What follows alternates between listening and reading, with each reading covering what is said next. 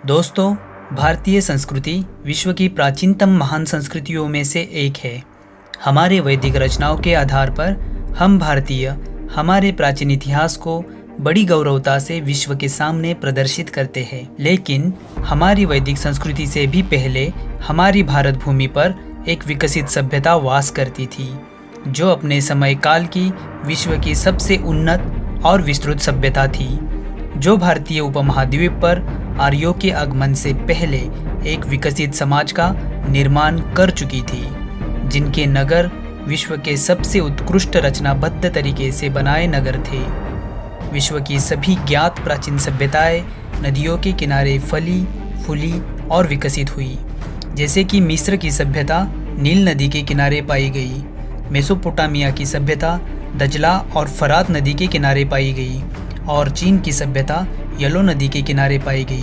वैसे ही भारतीय सभ्यता सिंधु नदी के किनारे पाई गई, इसलिए इसे सिंधु सभ्यता अथवा सिंधु घाटी सभ्यता के नाम से जाना जाता है। तो चलो दोस्तों, आज हम जानते हैं 5000 साल पुराने हमारे इस भारतीय सभ्यता की रोचक तथ्यों को और समझते हैं इस सभ्यता की विशेषताओं को, जो इसे दुनिया की सबसे उन्नत सभ्यता का दर्जा देती है।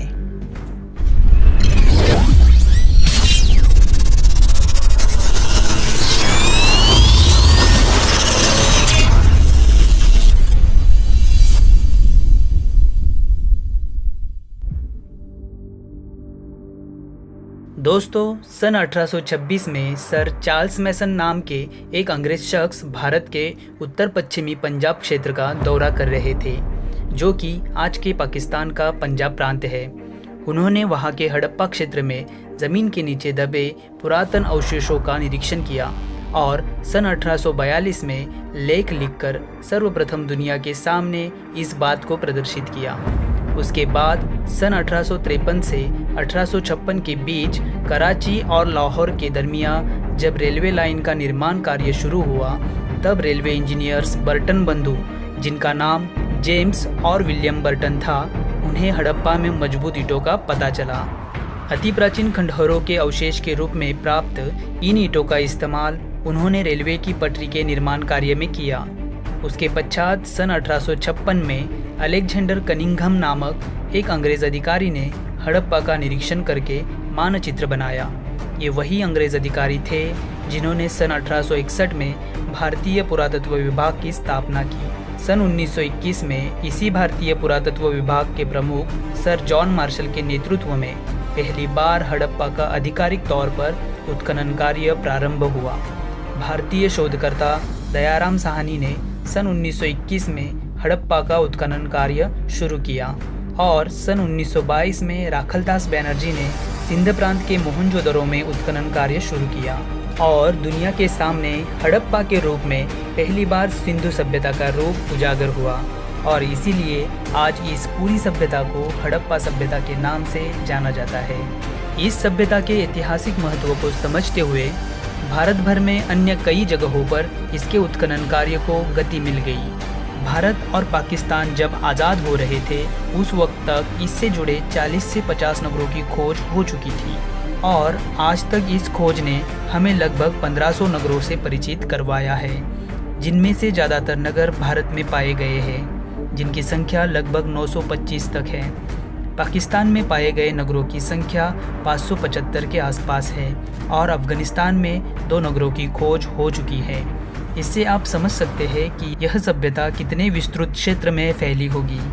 अब तक के उत्खनन के आधार पर इसके सीमा का निर्धारण अगर हम करते हैं तो हमें सबसे उत्तर में जम्मू कश्मीर से प्राप्त होता है मांडा नगर, सबसे दक्षिण में महाराष्ट्र में दायमाबाद, पूर्व में उत्तर प्रदेश का आलमगीरपुर और पश्चिम में बलूचिस्तान का सुतका गेडोर। कुल मिलाकर देखा जाए तो 13 लाख वर्ग किलोमीटर से भी अधिक क्षेत्र में यह सभ्यता फैली हुई थी। इसका उत्तर दक्षिण विस्तार 1400 किलोमीटर तक माना जाता है और पूर्व पश्चिम विस्तार 1600 किलोमीटर तक माना जाता है। इसकी तुलना हम विश्व की समकक्ष अन्य सभ्यता से करें तो मिस्र और मेसोपोटामिया की सभ्यता मिलाकर भी उससे 12 गुना बड़े क्षेत्र में हड़प्पा सभ्यता फैली हुई थी। इस सभ्यता के कार्यकाल के बारे में अलग अलग इतिहासकारों की अलग अलग राय है। सर जॉन मार्शल ने इसका कार्यकाल ईसा पूर्व 3250 से लेकर ईसा पूर्व 2750 तक माना।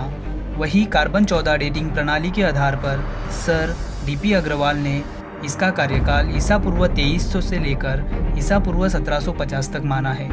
लेकिन ज़्यादातर इतिहासकार इस सभ्यता के कार्यकाल को ईसा पूर्व 2500 से लेकर ईसा पूर्व 1750 तक मानते हैं। इस सभ्यता के मूल निर्माणकर्ता कौन थे, इसको लेकर भी विभिन्न मत सामने आते हैं। ज़्यादातर भारतीय इतिहासकारों का यही मानना है कि यह सभ्यता यही के मूल निवासी स्थानीय लोगों ने निर्माण की थी, जबकि मार्शल, व्हीलर, गार्डनर चाइल्ड जैसे विदेशी इतिहासकार कहते हैं कि इस सभ्यता के निर्माता सुमेरियन सभ्यता के लोग थे, क्योंकि दोनों सभ्यताओं में काफ़ी समानताएं हैं। इन इतिहासकारों के मत और मतांतर कुछ भी हो, लेकिन हम भारतवासियों के लिए यह गर्व की बात है कि हमारे देश की यह सभ्यता अपने समय की सबसे उन्नत सभ्यता थी। इसके जैसा नगर नियोजन तत्कालीन दुनिया की अन्य किसी भी सभ्यता में नहीं पाया गया है।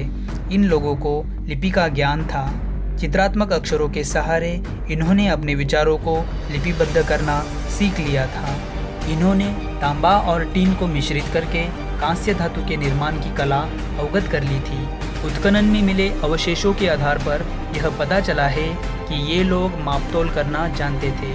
इन्हें मिट्टी से बर्तन, औजार और खिलौने बनाने की कला अवगत थी। इन्हें गणित का ज्ञान भी अवश्य होगा, तभी इन्होंने रचनाबद्ध और विशाल भवन बनवाए थे।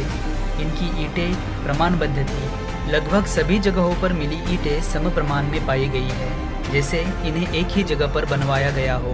पाकिस्तान के सिंध प्रांत में मिला मोहनजोदड़ो नगर इस सभ्यता का सबसे बड़ा और सुनियोजित रचनाबद्ध नगर है, इसलिए इसे हड़प्पा सभ्यता की राजधानी के रूप में भी देखा जाता है। मोहनजोदड़ो अपने आप में ही एक अद्भुत नगर था। इस नगर के बारे में हम अलग किसी वीडियो में विस्तृत रूप में जानेंगे। भारत के हरियाणा राज्य में खोजा गया राखीगढ़ी यह नगर भारत में खोजा गया सबसे बड़ा नगर है। भारत के गुजरात राज्य में सबसे ज़्यादा नगरों की खोज हुई है।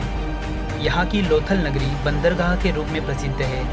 यहाँ से हमें प्रदेश व्यापार के प्रमाण भी प्राप्त होते हैं। ये सभी नगर विशेषतः दो हिस्सों में बटे हुए दिखाई पड़ते हैं, जिसमें ऊपरी हिस्सा पश्चिमी टीले के रूप में देखा जाता है, जो समाज के धनिक, अमीर, पुरोहितों की रहने की जगह हो सकती है।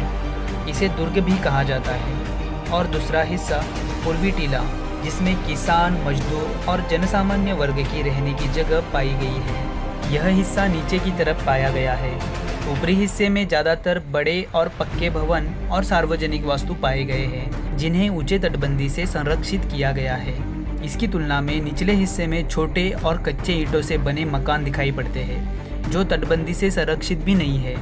इन सभी नगरों में एकमात्र नगर ऐसा पाया गया है जो दो की जगहों पर 3 हिस्सों में विभाजित है। इसका नाम धौलावीरा है, जो गुजरात राज्य में स्थित है। इसमें मिला तीसरा हिस्सा पूर्वी और पश्चिमी टीले के बीच में स्थित है, जो मध्यमा के नाम से जाना जाता है। यह व्यापारी वर्ग के लिए बनाया गया क्षेत्र मालूम पड़ता है। हड़प्पा सभ्यता के नगरीय रास्ते विशेष रूप से प्रशंसनीय है, क्योंकि वे नियोजनबद्ध तरीके से एक दूसरे से समकोण में काटते हैं। रास्तों की इस पद्धति को ग्रिड पद्धति कहा जाता है। मुख्य रास्ता 10 मीटर तक चौड़ा पाया गया है और उससे मिलने वाले अन्य रास्ते 3 से 4 मीटर तक चौड़े पाए गए हैं। सभी के घरों के दरवाजे मुख्य रास्ते की तरफ न खुलते हुए गली में खुलते दिखाई पड़ते हैं।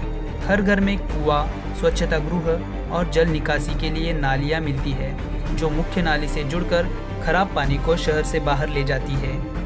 यह सभी नालियाँ ऊपर से ढकी हुई दिखाई पड़ती है। गुजरात के धौलावीरा नगर में लकड़ी की बेहतरीन नालियाँ पाई गई है, जो आज भी सुस्थिति में दिखाई देती है। यह सभ्यता विशेष रूप से अपने सामूहिक स्नानगृह, सभागृह, विशाल अन्न भंडार और गोदामों के लिए प्रशंसनीय मानी जाती है।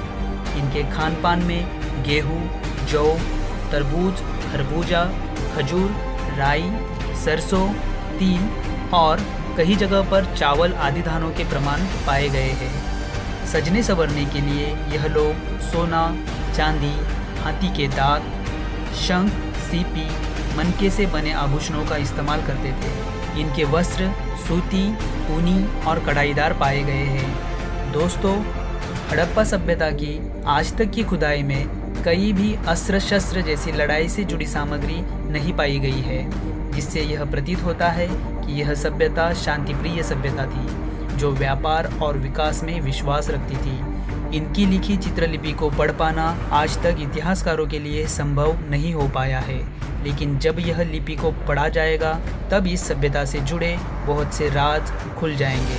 शायद वह राज हम भारतीयों के लिए और भी गौरवान्वित करने में सक्षम होंगे। इसी आशा को मन में रखते हुए आप सभी दोस्तों से यही रुकने की आज्ञा चाहता हूँ। दोस्तों, अगर आपके शहर के आसपास कहीं भी इस सभ्यता से जुड़े नगरों के अवशेष हैं तो उन्हें देखने जरूर जाइएगा। अगर आपको मेरी ये जानकारी अच्छी लगी तो अपने दोस्तों में शेयर कीजिए। वीडियो को लाइक करके कमेंट में अपनी राय ज़रूर दें। और अगर अभी तक आपने हमारे चैनल को सब्सक्राइब नहीं किया है तो चैनल को सब्सक्राइब करके बाजू वाले बेल आइकन को ऑल पे सेट कीजिए, ताकि आने वाले वीडियो की नोटिफिकेशंस आपको तुरंत प्राप्त हो। तो चलो दोस्तों, मिलते हैं अगले वीडियो में। तब तक के लिए नमस्कार, जय हिंद।